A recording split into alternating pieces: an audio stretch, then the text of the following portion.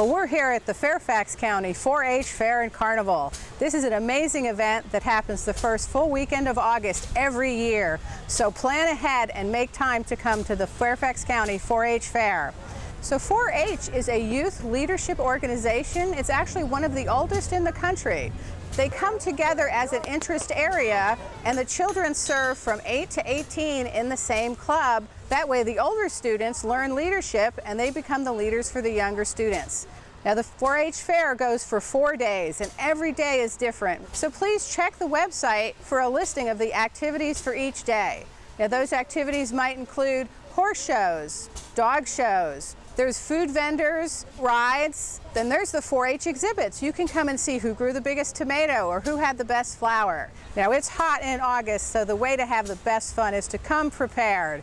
A hat is always a good idea. Having a bottle of water with you always helps, especially if you're standing in line. Now the 4-H Fair and Carnival is really an event for the community and by the community.